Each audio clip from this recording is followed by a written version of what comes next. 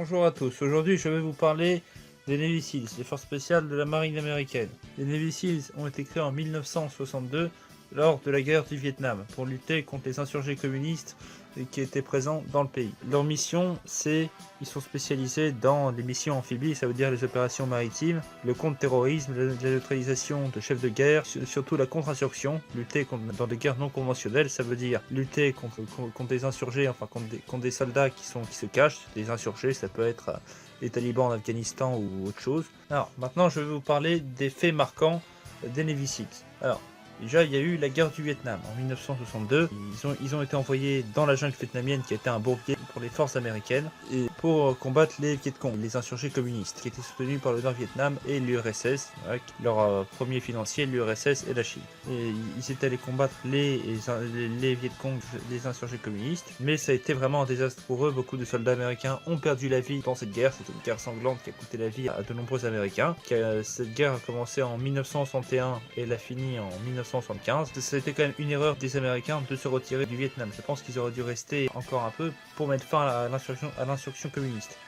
Voilà, à l'époque, ces missions de contre-insurrection, c'était c'était par exemple pour neutraliser des chefs Viet Cong ou libérer des prisonniers américains. Voilà, ou aussi, on va dire, sécuriser des villages qui étaient tenus par les insurgés communistes. Il y a eu la guerre du Vietnam, donc, qui a été un désastre, voilà, pour les Américains. Ensuite, après la guerre du Vietnam, il y a eu, dans les années 70, bon, c'était encore la guerre froide entre les États-Unis et l'URSS. Il y a eu l'invasion de la Grenade aussi, en 1975. Les Américains qui sont partis mettre fin mettre fin au régime communiste qui avait en place en Grenade, qui était soutenu par l'URSS et par Cuba aussi, qui avait soutenu ce régime voyou, on peut dire ça comme ça. Ils ont été envoyés là-bas pour faire tomber le régime communiste et mettre en place un régime qui serait favorable aux États-Unis. Bon, cette opération était une réussite, c'était, on va dire, la première victoire des Navy Seals.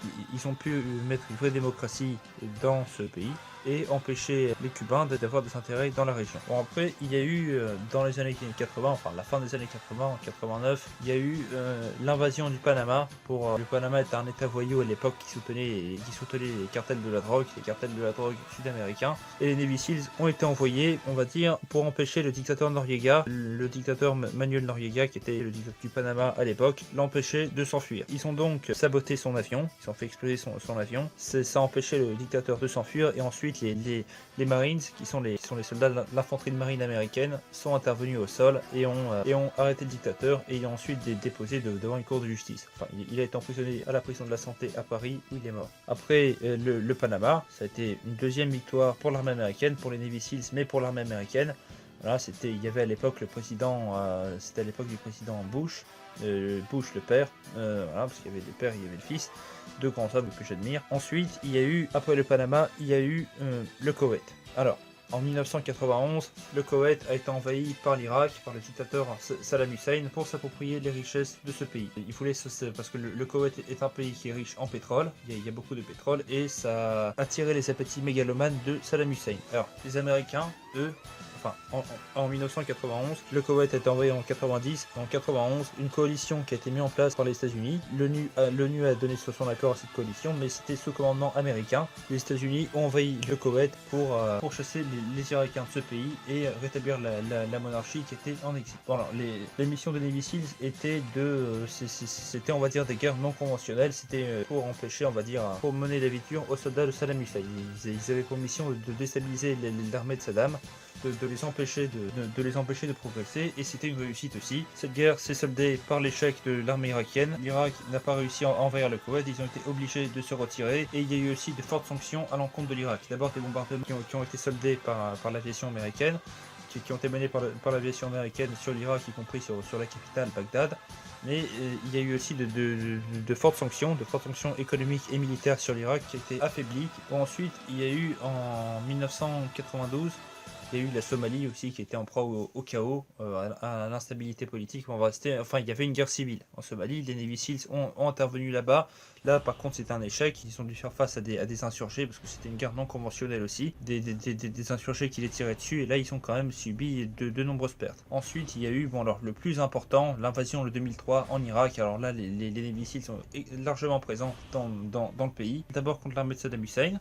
Saddam Hussein a été renversé. L'armée américaine a pu envahir l'Irak. Les marines, surtout, qui ont fait beaucoup de travail à l'époque, ils ont pu renverser Saddam et le condamner pour les crimes qu'il a commis. Cette pourriture a pu être traduite en justice et il a été condamné à mort en 2006. Mais après Saddam Hussein, il y avait des groupes d'insurgés, des insurgés fanatiques comme Al-Qaïda, comme d'autres groupes qui ont mené la vie dure aux soldats américains présents. Et là, il y a eu l'armée américaine a subi de nombreuses pertes. Donc il y a eu un accord qui a été trouvé entre les insurgés. Les États-Unis ont réussi à prendre le dessus vers la fin, mais ça n'a pas empêché qu'ensuite, en 2011, Obama arrive au pouvoir et que les Américains s'en aillent de l'Irak jusqu'en 2014 quand Daesh est arrivé. C'est là que les soldats américains, y compris les Navy Seals, là c'était des opérations parce qu'ils faisaient aussi des missions d'assassinat en Irak et en Syrie. Ils sont d'ailleurs présents dans les deux pays. C'est très important à le préciser. Les Navy Seals sont présents en Irak et en Syrie pour des missions d'assistance auprès des forces locales, d'assassinat de chefs terroristes et autres. Ils n'agissent pas directement. Ce qu'il faut savoir, c'est que les soldats américains n'agissent pas directement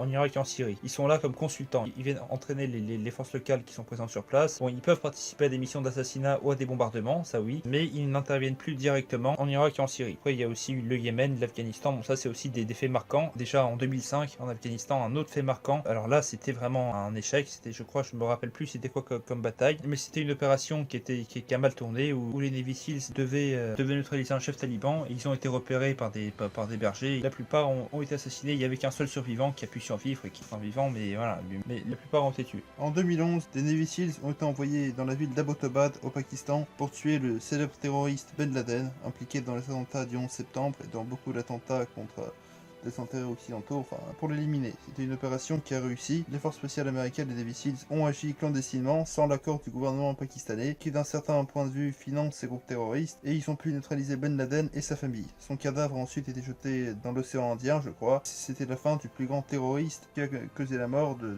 nombreux innocents. Les Navy Seals sont présents dans de nombreux pays du monde. Ils sont présents déjà en Irak, en Syrie, en Afghanistan. Bon, il y a aussi beaucoup de pays d'Afrique où ils sont présents, je crois, où ils ont effectué beaucoup de missions en Afrique du Nord, en Libye, je crois, en Égypte aussi. Bon, dans beaucoup de pays où il y a des intérêts américains, il y a les Navy Seals. Ceux qu'il faut pour être Navy Seals. Alors déjà, il faut...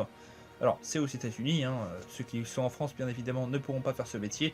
Il faut déjà être dans la marine américaine parce que ce sont des soldats qui font partie de la marine américaine, de l'US Navy. Ils sont les tests qui sont très compliqués. Par exemple, il faut beaucoup d'opérations maritimes. Et je crois qu'ils se baignent dans l'eau glacée. Et en plus, les instructeurs qui sont là-bas, qui forment ces soldats, ils sont pas très sympathiques. Ils mettent la pression. C'est voilà, ils sont quand même assez durs. Mais après, c'est normal vu le métier qu'ils font. Alors, les Navy Seals, ils sont habillés en tenue de camouflage quand ils sont, par exemple, dans la jungle. Bon, enfin, ils s'habillent, ça dépend de l'environnement. S'ils sont dans la jungle, ils s'habillent en tenue de camouflage. Ils sont dans l'eau, ce sera une combinaison de plongée. Après, ils peuvent aussi être dans les airs. Ils sont équipés de parachutes, tout ça, parce qu'ils font aussi du saut en parachute. Voilà, mais c'est surtout en tenue de camouflage ou en combinaison de plongée qui sont habillés. Dans la prochaine vidéo, je vais vous parler de la Corée du Nord, enfin des confrontations américano-nord-coréennes, ce qui se passe en ce moment entre les États-Unis et la Corée du Nord. Un autre état voyou d'ailleurs qui est connu pour ces choses pas très sympathiques. À bientôt et continuez à regarder les vidéos de Ben et Flo.